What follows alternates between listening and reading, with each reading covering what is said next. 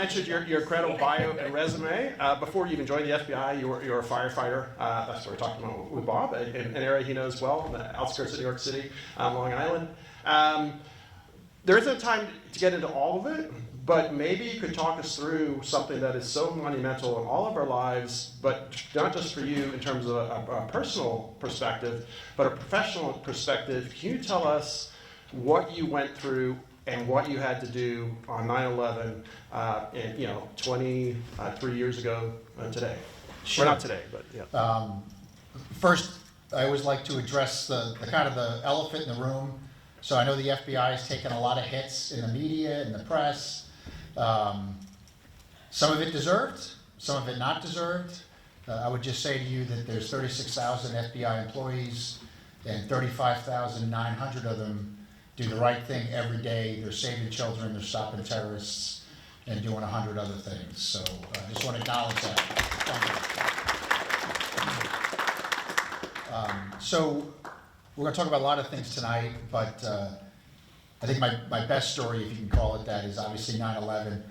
I was on a special counterterrorism team in Washington, D.C., and our job was to respond to critical incidents and set up command and run them.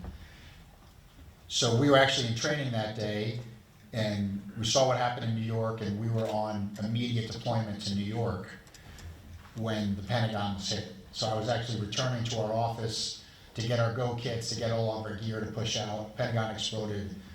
So I was there 6 minutes after the plane hit. Oh. And I was talking earlier to a gentleman that was in the towers in New York, and what I think what's hard for anybody to believe is when we got there, we actually didn't know what had happened.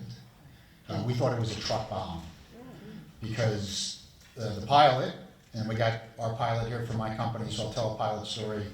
I hate to say it was a perfect landing, but the terrorists literally flew the plane into the first floor of the Pentagon, never hitting the ground. So when he hit the building ingested the airplane. So when we got there and you looked at the Pentagon, you didn't know what happened. All you saw were broken windows and the first floor was damaged, so we thought it was a truck bomb. And it probably took us 10 to 15 minutes of people coming up to us and eyewitnesses saying, hey, it was a small plane. It was on the approach to National, so we were like, all right, maybe it was a turboprop, because you really didn't see the damage, because the damage was in the building.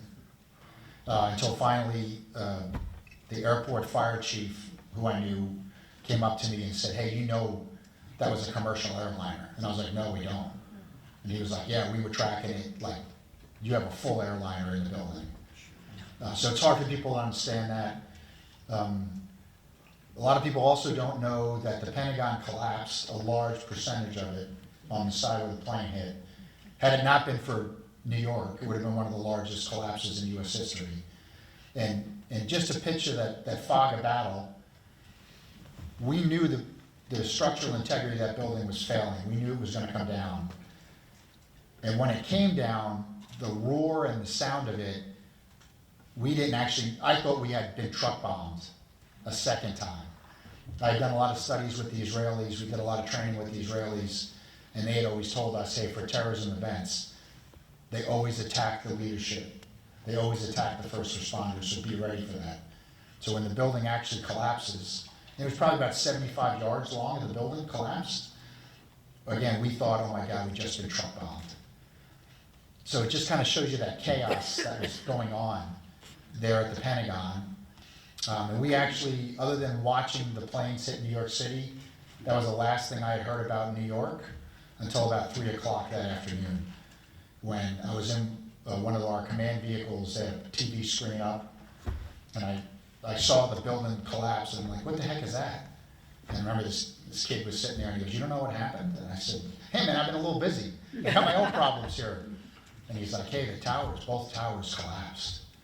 And that was the first time that I had realized that, and again, that was about at 3 o'clock. So, like, I think one of the hardest things to convey to everyone is like being there in that sense of it just kept getting worse and not knowing what it was. And I teach a crisis management school to leaders, first responders, and I always tell them, hey, it's hard for the brain to catch up sometimes because things literally just kept getting worse, and your brain was always having to make leaps that you never really thought I don't care how well you're trained, you never thought about that. Another major point, I'm glad we had that talk earlier. I'm thinking all these great, there's so many stories, right? I was sitting there, we're at command, we had helicopters assigned to the FBI from another government agency that we could call in crisis. So I had made that request as the incident commander because we couldn't get any of our people into the Pentagon because it was gridlock. We had a lot of equipment we couldn't get in. So I asked for these helicopters, and I gotta be a little vague here, but some of this is classified. So I looked up and I saw helicopters coming, and I was like, oh, thank God. And then I looked at them, and the paint scheme meant they were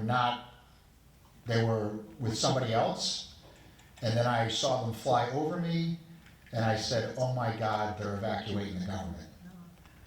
So, everybody knows you have all these plans, we're gonna evacuate the US government, it's called continuity of operations. And to stand there and watch these helicopters fly past me to go into DC, it hit me that, oh my God, they're evacuating the government. And then we could see them coming down the lawns of the Capitol. So again, getting hit with that sense of, how can this get worse? So that was kind of 9/11. That was the day for us down there, was just seeing things just continue to cascade. And then you had a lot of information that was false. People were coming up to us at command, hey, we knew about New York. Hey, they hit the State Department, but we'd look across the river and there was no smoke. Right? Hey, they hit the White House. We would have seen that, And then somebody came up and said, oh my God, did you hear what happened? And I said, no. And they said, they hit Cleveland. And I said, why the hell would anybody hit Cleveland? That's when I knew I had bad intel, right? I was like, why?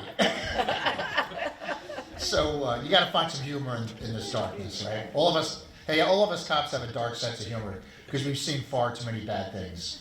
Either you're going to laugh at it or you're going to die. So you got to have a sense of, no disrespect, but that whole day was just full of this. It kept getting worse. The crisis, the stress, and then probably and this is my last story. I'm sure I'll move on. This is actually a 4-hour presentation I did at Harvard, so we're condensing this down here for you. So the plane that crashes in Shanksville, just to tell you where I'm going with this. So FAA saw that turn around, they called the FBI, said, hey, you got another hijack coming to DC. So the FBI command center was calling me on our radios, saying, hey Chris, you have a confirmed second aircraft coming to DC. And because of what we saw on TV in New York, we just assumed 2 airplanes were going to come to the Pentagon. So I was sitting with the fire chief, we established a unified command. It was FBI, the fire chief, the Pentagon police, and the Arlington County police. That was a unified command. So I looked at the fire chief and I said, hey, we got a confirmed hijack 20 minutes from DC. And he goes, what do you want to do? And I'm like, that's it, we're out of here. He goes, that's it, I'm issuing the evacuation order. So we issued the evacuation order, because again, we just assumed 2 planes were coming here. And I was getting 5-minute interviews from headquarters. It was actually one of my bosses. And then the last transmission I got, which really scared the heck out of me, was, call signs are gone. At this point, it was, Chris, you got 4 minutes. And then I looked at the chief and I was like, that's it. And I just ran as fast as we could. And the decision we made was to evacuate to the overpasses around the Pentagon. If you guys have been there, surrounded by highways. And with the initial report, we were like, what are we going to do? It's a field. And we said, hey, let's run to the overpasses. So we ran to the overpasses and kind of waited. And everybody's looking at me and, now we're at, T-0 here and there's nothing. T-1, 2, 3. So I start calling back to command, like, hey, where are we? What's the deal? And I kept getting stand by. And at about, I think it was T+8, which feels like an eternity, right? 8 minutes in there is a lifetime. My boss came back and said, Chris, you're good to go. That plane is down. It hit Camp David.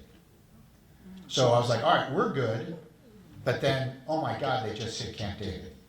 So, you know, then was the president there? Like, all of that goes through my mind. So what had happened was, when that plane turns around over Ohio, at that speed, FAA plotted how long it was going to take to get back. They turned off their transponders, so they kind of lost it. And then where it does crash is kind of near Camp David, right? So again, like that intel that's coming in of how bad it is, right? You have all those things. Now they hit the White House. Like, this isn't a terrorist act or a war. I've been to a number of terrorist acts. I've never been to war. So you're kind of like, oh my God, like, what are we going to do next? Like, how bad is this getting? So that's kind of that first day, and just learning to recover from just going from bad to bad to bad. And you kind of parcel it out to decide, okay, I got to make one thing better. And what are we going to do to make one thing better? And that's how we started to build back up that day into the next day. And then we were at the Pentagon for 28 days, doing body recovery operations and crime scene operations. And then we left. Obviously, it took them years to rebuild the Pentagon, but we were there for 28 days in crisis operations at that location.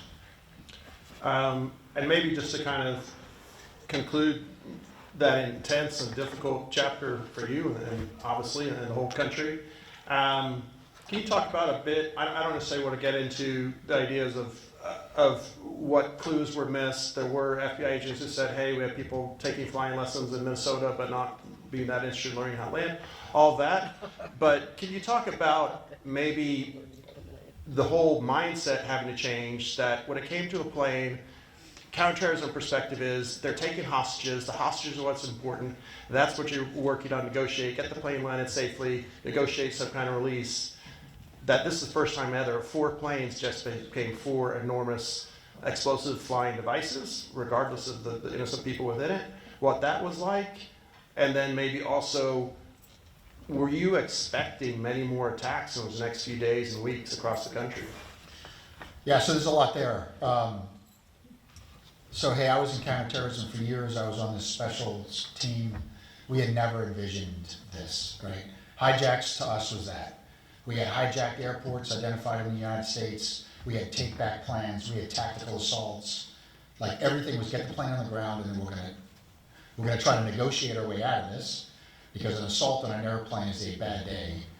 Like, people are going to die. If you ever have to assault an airplane, you have failed before you hit that plane. Just so everybody's aware of that. So that was the best option. Get the plane down, set up for an assault, try to negotiate our way out of this.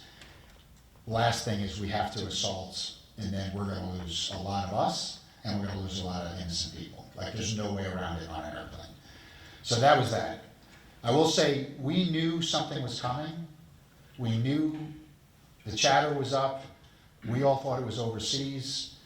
We were actually on standby for an immediate deployment overseas, because we thought we were going to get hit overseas. So everybody knew something was up. Nobody ever envisioned that.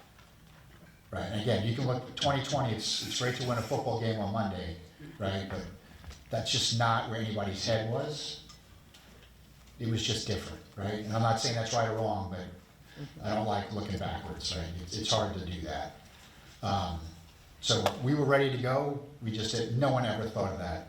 And as far as, the people learning how to fly, again, that's obvious now. Back then, you can write that memo, and then people got to read it, and like, what the hell is this about? Like, what's going on? I will also tell you this, post 9/11, very similar situation. We had reports of a large number of Middle Eastern males learning how to scuba dive. We went out, full court press, every scuba shop in America got an FBI visit, and we were told, you're profiling, this is wrong, why are you doing this? So you gotta remember, like, those efforts are not always welcomed, and at some of those airplane flying places we went to, we were not welcomed, just like even after 9/11, which shocked me, some of the scuba shops would not help. So it's a lot harder than the TV makes it seem, you know, that's what I say to that. And I always say to people, it's maybe kind of like being an offensive lineman in football. You do everything great for 95% of the time, people don't think about it and notice it. Right. If you told anyone here who's old enough in this audience on September 12th, 23 years ago, the United States is not going to have another major terrorist attack and killing of dozens or hundreds of Americans or thousands of Americans in the next 20, 23 years, you'd say, I doubt that. I don't think it's happening. But because of the FBI and your comrades in the intelligence community and other areas, that is what has happened. Yeah, and that your last point, we really thought we were getting hit again. Like, we were on ultra high alert. Everything was an emergency. Everything was a terrorist attack. And I can't prove to you that we stopped it, but knowing that we were on attack and we were out there and we were doing everything possible definitely did make another attack happen. And literally everything was an emergency for years. No lead was left unanswered. We were hitting houses. I mean, I remember in Virginia, there was a bad guy. We thought he was a terrorist. We couldn't prove it. We hit his house. We all knew he was bad news. We just couldn't get him on terrorism. But literally, the guy was stealing videos from the library. So we literally added up how many videos he stole, the value of them, and we got him deported for a felony of stealing library videos.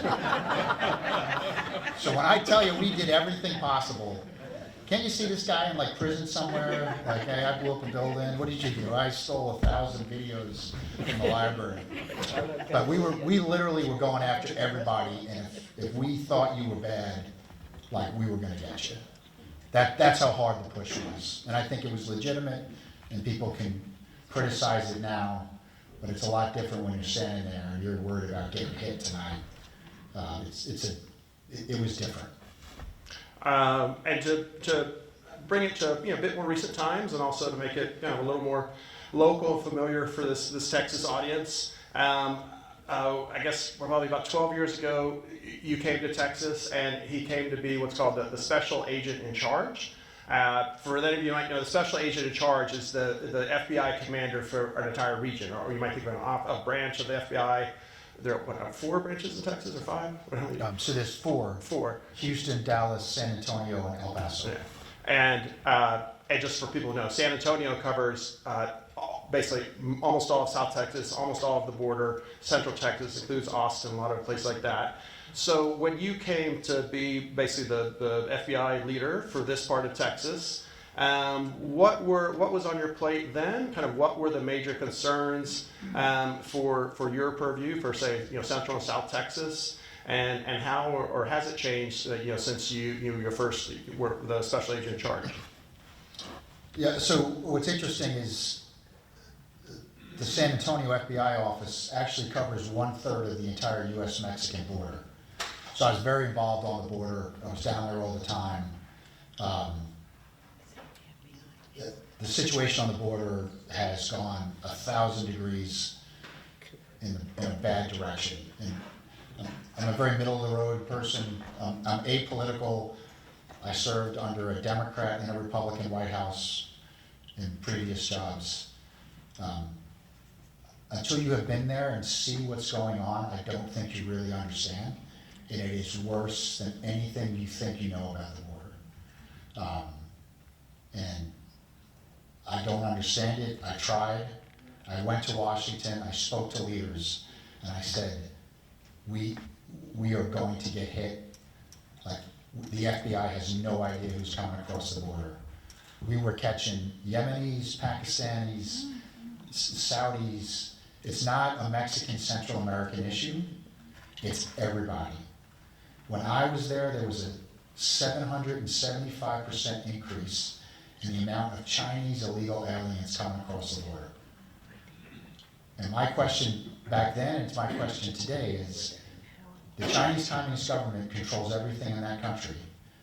It is not possible for thousands of Chinese men to leave China and end up in Laredo, Texas, incidentally. It's impossible. I don't know why they're there. I don't know what's going on.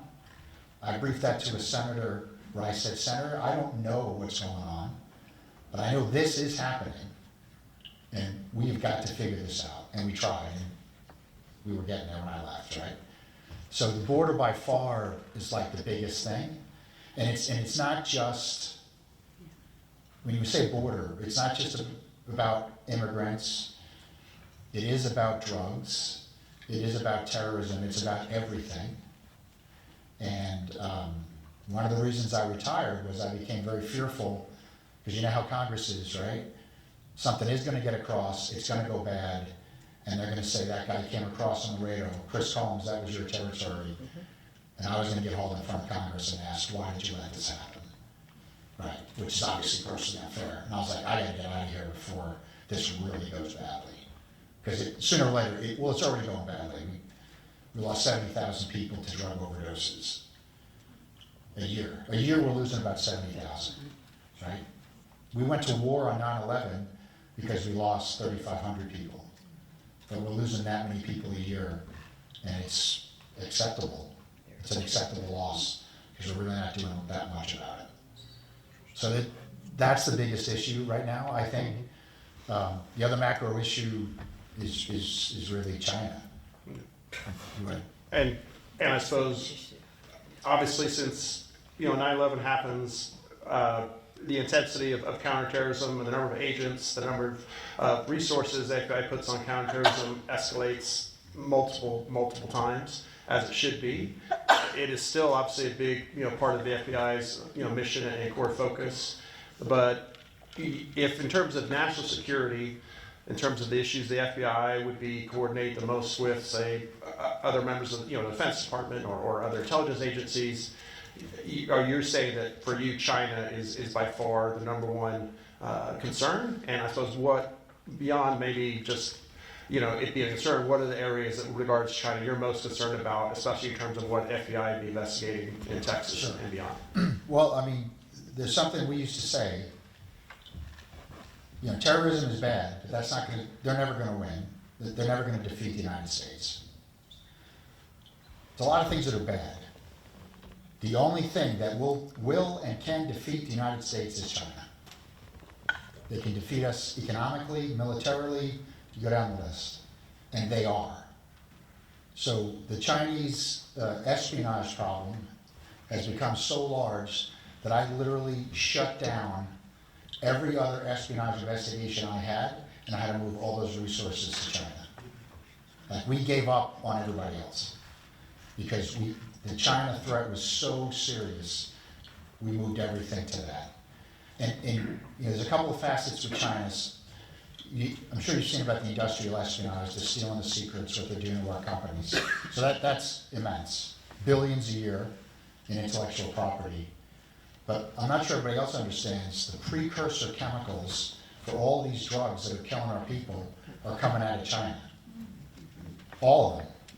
The Mexican cartels have a business relationship with China to get the precursor chemicals. That's where they're coming from. Again, nothing happens in China without the Chinese Communist government knowing it, so therefore they have to know what's going on. They're feeding Mexico those drugs, those precursor chemicals. The Mexican cartels are making the drugs, and then they're smuggling them in the country. So it's a whole of government effort by the Chinese Communist government to be number one. And I don't blame anybody for trying to be number one. I want to be number one, you do. But it's how you do it, right? They don't play fair. They're hitting us economically, they're hitting militarily, the buildup is hard to believe their buildup. They want Taiwan, they've said it, they're going to take Taiwan. The question is when. Everybody in the US government believes the Chinese are going to take Taiwan. The question is when and how. Is it a blockade? Is it military direct action?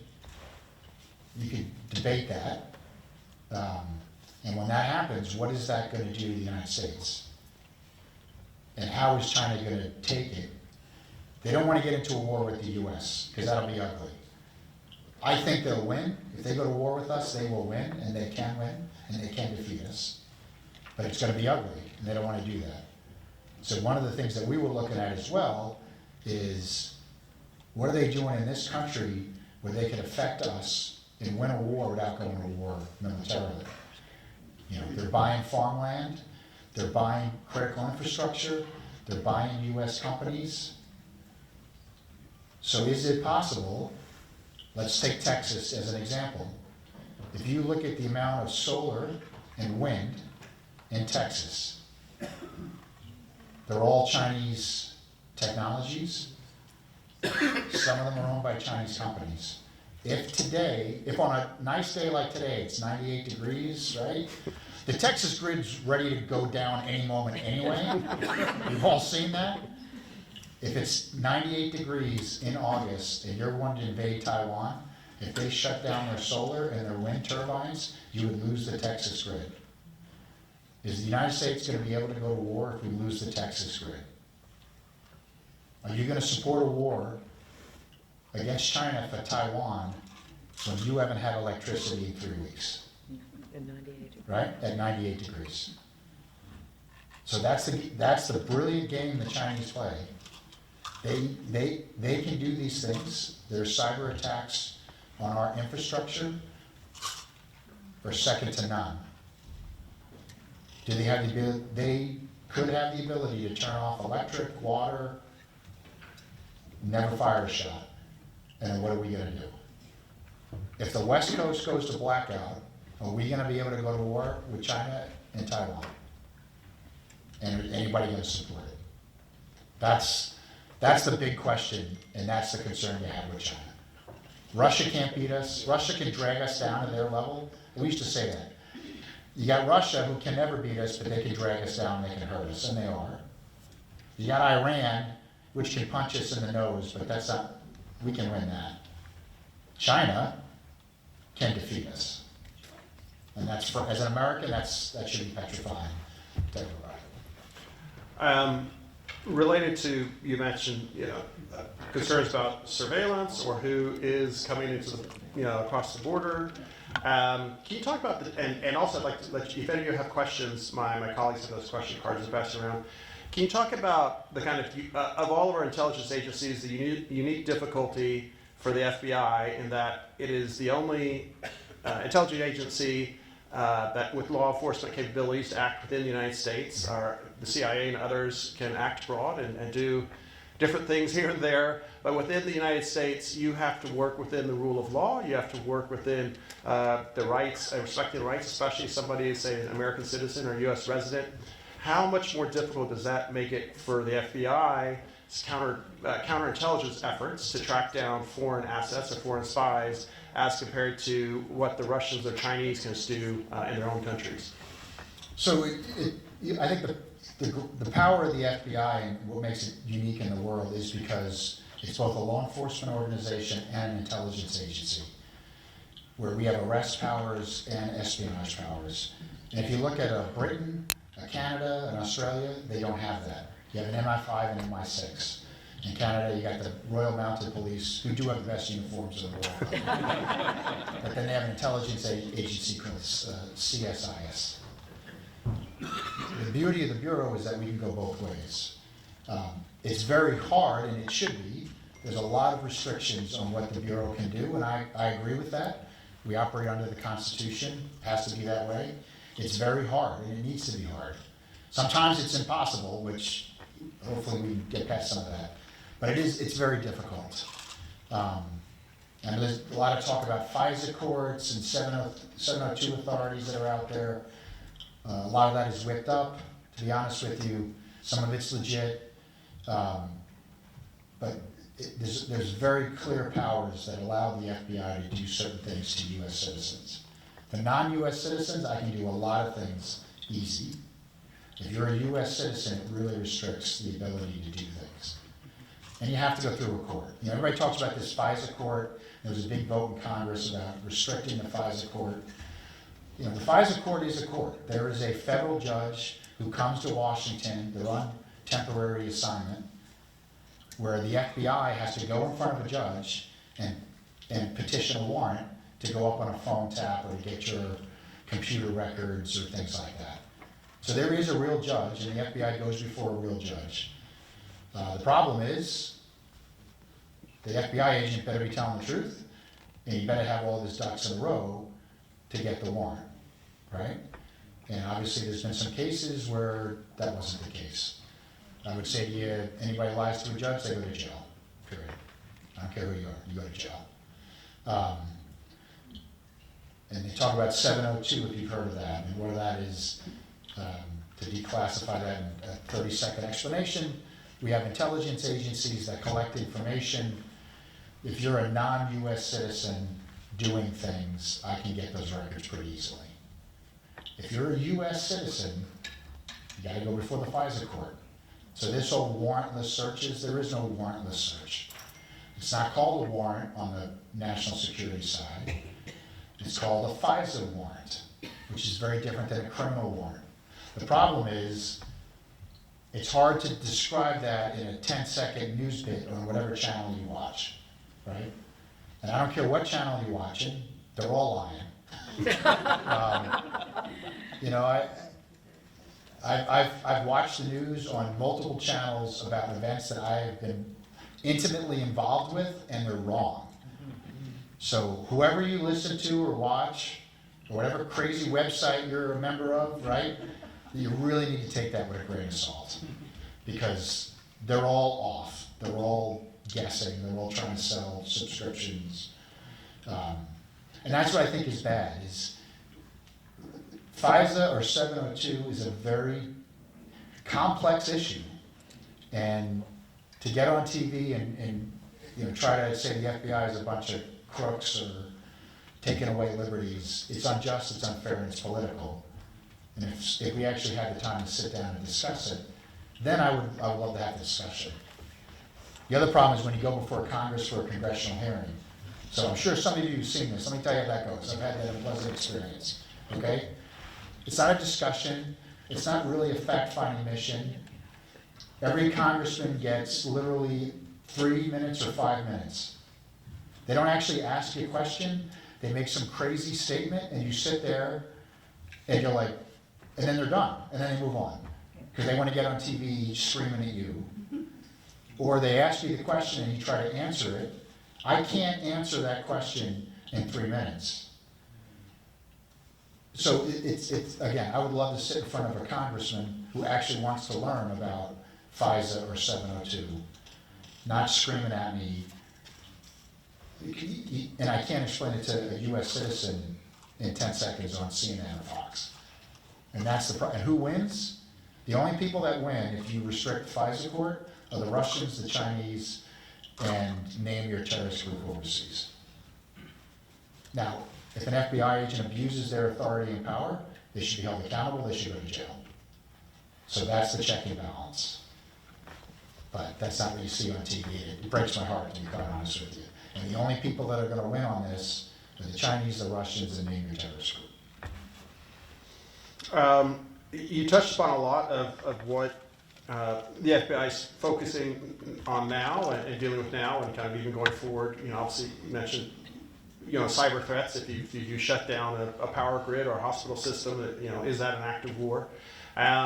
Something that's been in the news a lot more recently that we probably still don't know its impacts even 5-10 years from now is, you know, artificial intelligence and how it might be used by a potential adversary. Two related questions. Someone asks, how is the FBI currently addressing artificial intelligence concerns? And do you have any fears about AI going forward? And similarly, someone asks, what do you think the FBI should prepare for going forward for the future? So I've been out for 2.5 years, so AI really took off really in the last 2 years, right? Mm-hmm. So I want to date myself on purpose here, to be honest with you. But there's always been that concern, and it really gets back to what's real and what's evidence, and the amount of evidence and intelligence. You know, one thing I think all of us in the intelligence community really had a hard time with was the amount of intelligence that's collected. How do you analyze it? So I think AI could really help there, because that's hard work. And, you know, obviously, you can computerize many of those things before AI, but you still need a really smart person to put eyeballs on things and to pick out what's real and what's not real, and then synthesize that all. So I imagine AI can really help the intelligence community pull all these facts together, but you still gotta have humans, right? Same thing with operations. You can have cameras and secret microphones, and I can hack into your iPhone and all that. You still gotta have agents going undercover. You still gotta have sources of people who are in the room. So it's a mix, and I think sometimes what worries me is we're so technology focused, which is appropriate, but you gotta mix that with a human element, and you want humans making decisions at the end of the day. I don't, you know, because it's gonna take humans to arrest people and break in houses, and so I think that's important on that one. But I think it's gonna help a lot. I do worry it's gonna be used by our adversaries against us. You know, these deep fakes I think are very concerning. And you look at, let's look at the 2020 election, right? And going back to 2016 election. There is no question at all that foreign governments interfered with that election. Everybody knows it, the FBI knows it. The question is, what do you mean by interfere, right? You know, we saw the Russians in particular, you know, the Russians are putting out disinformation online. You know, we saw it in 2020 with the riots, or the riots of 2020, where the Russians were putting out, you know, screw the police tweets, at the same time they're putting out screw BLM tweets. And we saw them also having, hey, let's meet at this corner to have a BLM rally, and then, hey, let's meet at the same corner to have a white supremacist rally. So they're doing it. We all know they're doing it. They're going to do it again. The Chinese are doing it. So that concerns me. That's why I say don't believe, my God, don't believe what you see online at all. But they're even affecting news channels and what you see there. So you gotta be careful. You gotta question everything. And just kind of a follow-up to kind of past and present and future with FBI. If I'm reading this correctly, Francisco says, I guess before the FBI investigates, typically after a criminal act, now the FBI has to assess possible conditions and go from there. I mean, just in general, is that part of the difficulty that you have to be so far ahead of what might happen or could be happening, you know, especially technological differences? Yeah, well, especially with terrorism, right? I mean, the FBI has always had intelligence, but really after 9/11, the intelligence operation had to magnify considerably. Because we don't want to lock up terrorists, we want to prevent terrorism. And I think the Bureau really did a great job, with some bumps in the road, some mistakes, on increasing our intelligence apparatus and understanding how to get in front of attacks. And we got in front of a lot of attacks with really good intelligence, with really good sources. But most important to that, I would say on everything, and this is what concerns me about what I see today, the FBI is only successful if the American public supports them, because 98% of my cases came because some US citizen saw something wrong and called the FBI, or came into the door and said, hey, that guy next door, he's blowing something up every night, right? Or public corruption. Hey, I'm tired of paying bribes to get that contract. So the biggest public corruption cases I ever had was because some contractor walked in the FBI office and said, every time I want to put a roof on a school, I got to give this guy $50,000. And we took down public corruption all over the place in South Texas. And the way the FBI is being attacked now, it erodes public confidence in the organization, so that now when FBI agents knock on people's door, they don't talk to them, they slam the door. You know, you're a fascist, you're whatever name you want to say. Like, that's the FBI. And if we can't have people trust us, we're done. And if I can't testify in court and you believe the testimony I'm giving you, we're done. So I believe the FBI really has to We gotta rebuild that image. Again, mistakes were made, people need to go to jail in the FBI, but we gotta remember, 99% of them are doing God's work. And unfortunately, again, both sides, whatever channel you're watching, they're all taking shots, and now we just tear down institutions, right? They're tearing down the Supreme Court, we're gonna tear down the FBI. Who's next? Library of Congress? Like, that's what we do now, is we just tear things down.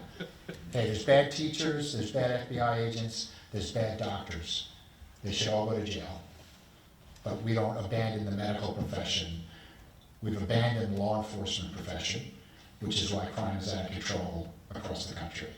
And we gotta stop that. We gotta turn that around.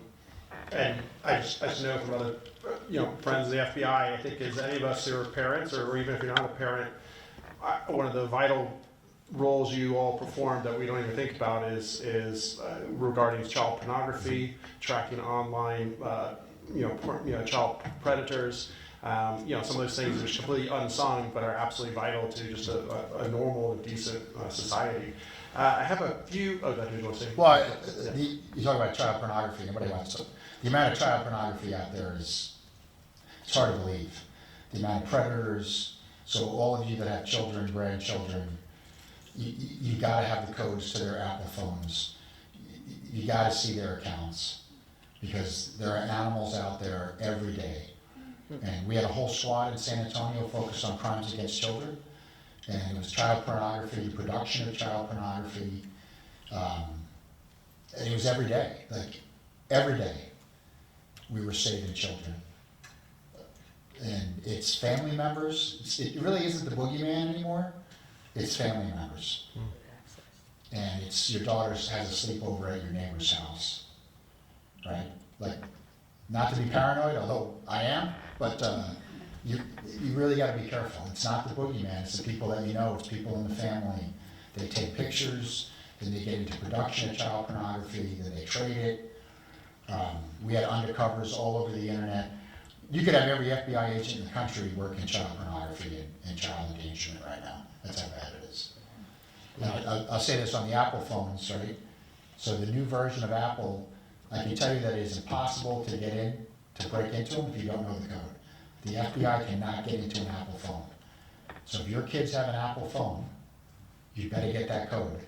Because God forbid, if your kid goes missing, the first thing we would do is grab the phones, get their social media accounts, because every time they met somebody online who convinced them to go meet them at McDonald's or down the block, and if you don't have those codes, and they tell them don't bring the phone because they know we can track the phones. So the bad guys are telling the kids, don't bring the phone, sneak out of your house, come see me. If you don't have that code for the Apple and I can't get in that phone, like, it's almost impossible. So a little trick you can do, because kids are like, oh my God, I'm not giving you my code. Have your kid write the code down on a piece of paper, put it in an envelope and seal it. And put it someplace, right? Your kid can look at that envelope 100 times a day, and they trust you, it's not open, but God forbid that kid goes missing, you rip that open, and I can get into that Apple phone. Now we can do something, and we'll find that kid. We're really sucking the air out of tonight. Can we ask something But it's fun? important stuff. But maybe just to follow up, and maybe your perspective.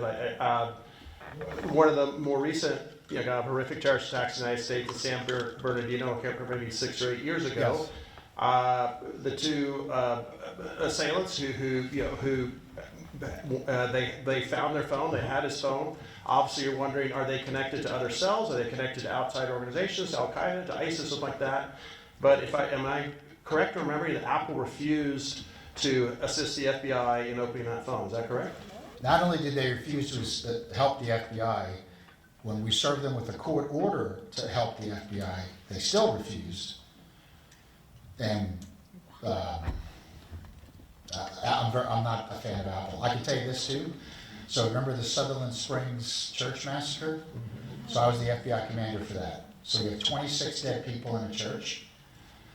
The guy who did it crashed his car. We had his phone. Couldn't get into the phone, right?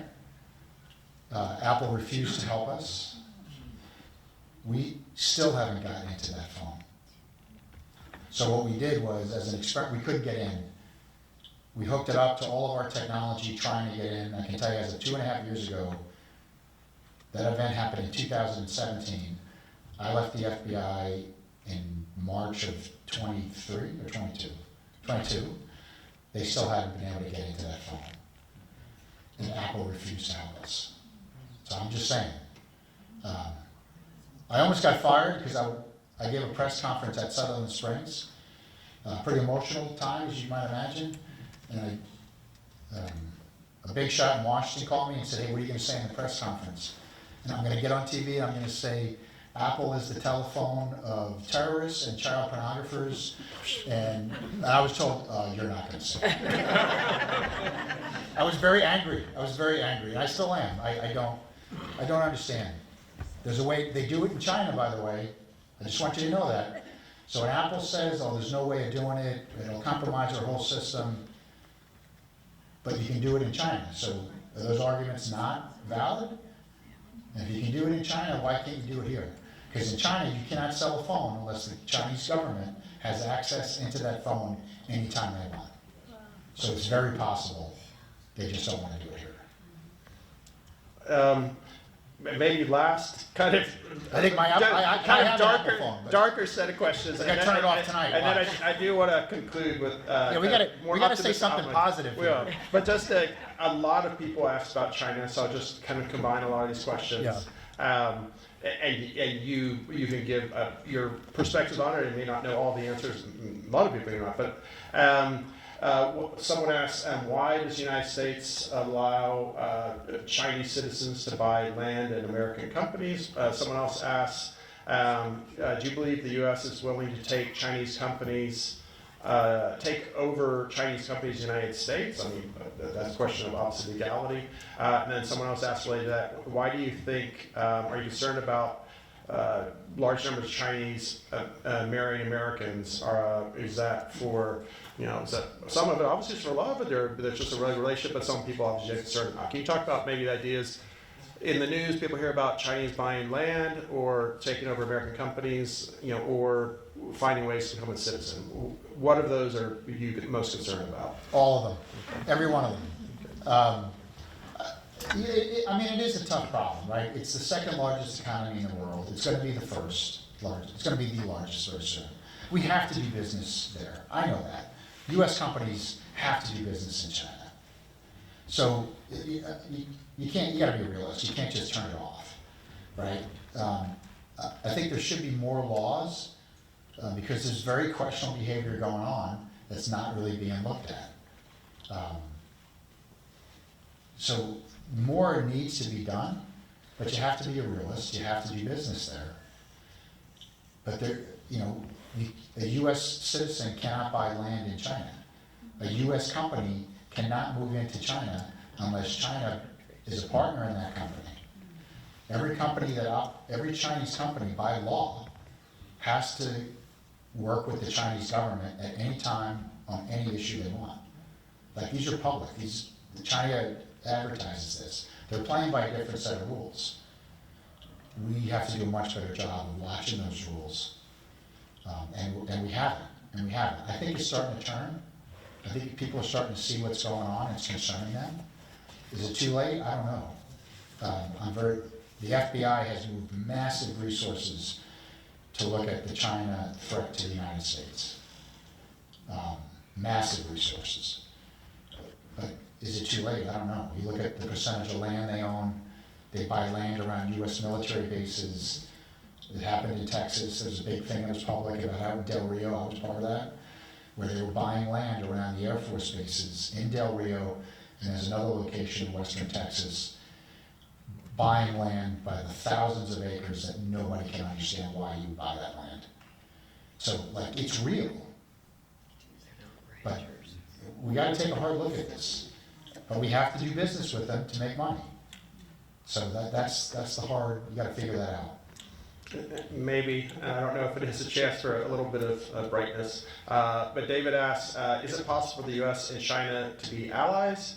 And maybe just kind of more broadly, for your 24, 26 years in the FBI and in the government, were there any areas, especially related to your work, where there was good cooperation with China? Maybe in counterterrorism in earlier years or something?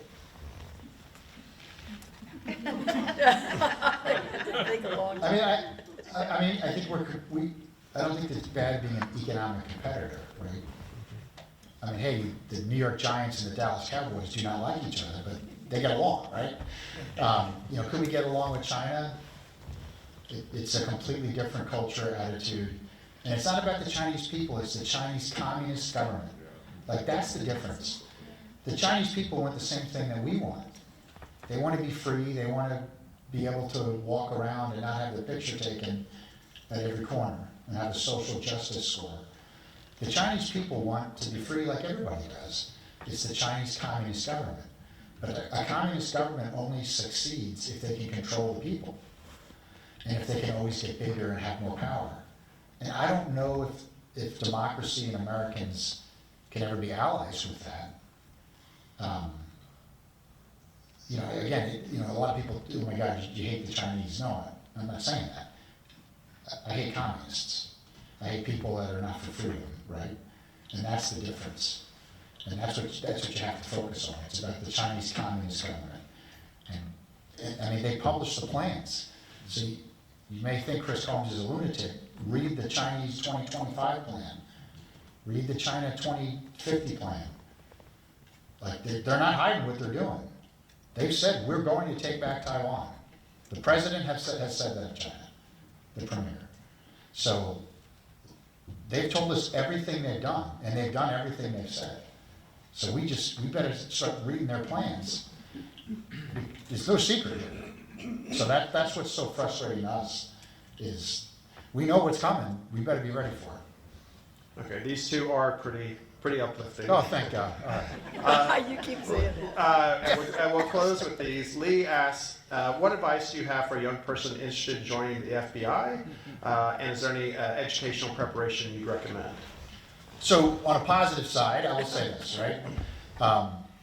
The FBI is an amazing institution. It was an unbelievable 26 years. I got to go all over the world. They trained me on things I never thought I'd learn how to do. Undercover work, liaison work. You name it. I would encourage everybody. It's a great job. It's like living in a movie. It really is, which is my problem now. So I was in the movie, and now I'm out, and now I'm like, oh my God, is this it? Right? I got a couple of guys here that work with me, and we have a great time and we love our job, but it's not the same as serving, right? Nothing can give you, I think, more internal worth than serving. So, hey, if it's not the FBI, if it's the military, like, there's a value in serving. There really is. And I'll be honest with you, like, it was such a great job, and I really felt like I was helping and contributing. And hey, like, when you kick in the door and literally save a child whose stepfather is sexually abusing them and selling their videos online, if you don't feel satisfaction there, I don't know what you're doing, right? But you're not going to get rich serving. But I think I think it's worth another $100,000 a year to have that feeling of saving that child, right? So FBI, don't listen to the news. Hey, there's some bad people that got to go, and we got to get back to the core business. And it's a great job. And I met with one young man here about joining the FBI, and there's another woman out here who's thinking about it. So it's an unbelievable career. It's a great institution with great people, and it's just fun. It's like living in a Hollywood movie every day. Like, I was on a rapid. We got to tell one good. Sure. I was on a rapid deployment team, 4 hours anywhere in the world. And it happened. Like, I would get a call, hey man, be at Andrews Air Force Base, we'll lift it off in 4 hours. And like, boom, that was it, I'm gone. Right? On vacation with the family, hey Chris, I need you in Portland, you gotta go. Roger that. In a plane, gone for 3 months to deal with riots in Portland. Like, it was at the point in my life where if something horrible was going on, I wanted to be there. And if I wasn't sent there, I was really upset. And I would call the deputy director and be like, hey man, why, I need to be there. Like, why are you not sending me? And I got to go to every horrible thing you could imagine, which is, so there, there's a bad side. So I've been to 5 active shooters, right? Just horrible. We talked about some of them. 9/11. Actually, it got to the point where people didn't want to hang out with me because they were like, oh, everything. I got sent to Portland. I got sent to Odessa when they had the active shooter. But like, you live for that, right? If something horrible is going to happen, I want to be there and I want to help and I want to serve. And like that's why you call the FBI, right? And I used to say, like, we solve the impossible. And to be part of that, to like solve the impossible, that's pretty cool. That's worth a lot of money internally. I'm still driving a 2016 minivan, but it's an unbelievable career that you can never measure that wealth. But I went to work every day like, all right, what are we doing today? And I already volunteered you at the beginning of volunteering again. I see we have a few people who are under 37 in the audience. Feel free to talk with Christopher afterwards. Please hang around. And maybe a nice way to end it, someone asked, that they didn't put a name, but reflecting on your distinguished career with the FBI, if there were a few things you'd like to be remembered for, say your end of watch message, if you will, what would it be? What would you like kind of most people take away from your career? Boy, that's a really good question. I think the key to everything, right, is you got to have a team. So my guys, I talk about team all the time at work. And hey, not everybody's jumping out of airplanes over Pakistan. I get that, right? But like whatever you're doing, you got to have a team, and everybody's got to know what everybody's doing, and you got to be pulling in the same direction. And I think, like, one of the things I'm most proud of, like, hey, I'm not the smartest guy in the world and I don't know everything, but I know how to build teams. And wherever I was, whenever like really bad things happened, I think it was providence. I certainly think it was a gift from God. Like, we always had the right team for the right crisis at the right time.